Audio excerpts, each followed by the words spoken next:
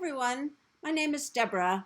I'm on staff at the Middle East Children's Alliance. Thank you so much for organizing this fundraising event and for all of you who are attending. I'm really sorry I couldn't be with you live, but I had some technical problems getting on Discord. And, as you can see by the color of my hair, I am an older person and I'm not used to some of these platforms. Anyway, that aside, I am just not going to do a formal presentation. I was on a Zoom call this morning with our staff in Palestine. They're in Jerusalem, Bethlehem, and two people in Gaza. And I just kind of want to give you a sense of what they said about the situation and what we're doing. First of all, I do want to convey to you, because you're an important part of this, that they all expressed that the solidarity around the world, people raising funds, people coming to demonstrations, marches, protests, people donating money, and in all sorts of ways has been a huge morale booster. They've said things like, that's what keeps us going, to see the solidarity all over the world. So I hope you take that to heart.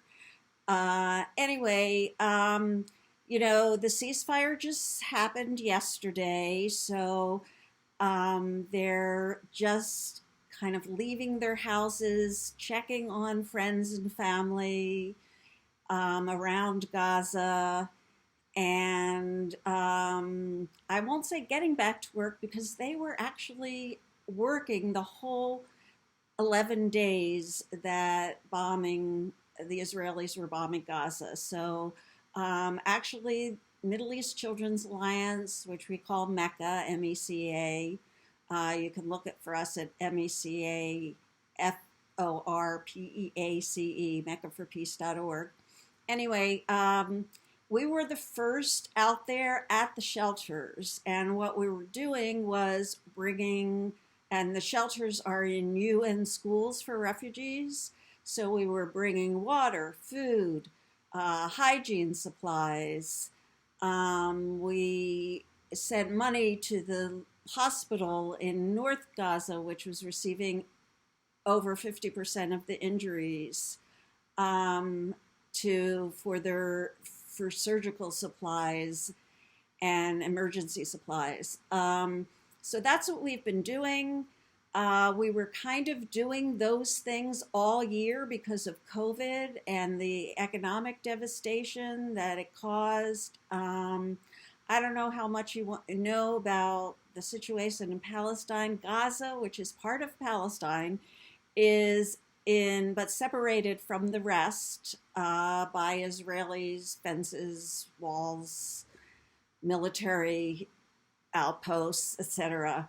It is separated, and it is basically under siege. People cannot travel in or out. Goods cannot travel in or out. There are exceptions to that, but that is why they call Gaza a open air prison. And so when it's bombed like that, people have nowhere to escape, really. And also, it's just devastated the economy, not to have goods or people able to travel. So, yeah. And so we were getting all year during COVID, and now during the bombing, and now after the bombing, people will need aid for a long time, and then we will go back to, once things open up and people can gather, because they have very little vaccine access, we will start with the projects we support, which is our ongoing part of our work. We've been around for 33 years. Our anniversary was just on May 1st. And we support community projects, not the government, not big international aid agencies, but community projects on the ground that work with children and, as we say, can give them a taste of childhood. And this could be a soccer team, it could be a community mural project, it could be a dance troupe, it could be psychological counseling, support for kids and families with chronic diseases, all kinds of things, what the community needs. We have long-term relationships with the community centers on the ground, and they come to us and tell us what they need. But right now, it's all about direct aid. We have about 40 volunteers, 3 staff in Gaza, one in the West Bank, one in Jerusalem, and they are distributing, like I said, food, hygiene supplies, water. We also have a water project where we put water, the systems in schools so that kids can get clean, safe water when they're at school, which is not readily available. Again, I'm talking about Gaza. And as soon as our water engineer who's on staff can get into the schools to see to get them up and running, that will provide water not only for the kids when school opens up, but also for the people who are in the schools who escaped their homes or homes were destroyed during the bombing. They will also have access to that water. But right now, we're just bringing water bottles. If you have any questions, we're on Facebook, we're on Twitter, we're on Instagram, and you can email us at mecaforpeace.org.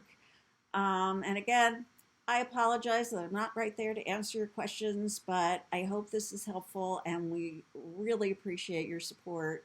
And the organizations and community centers and staff and families that we work with on the ground in Palestine really appreciate your support. I hope you take that in. Thanks so much. Bye-bye.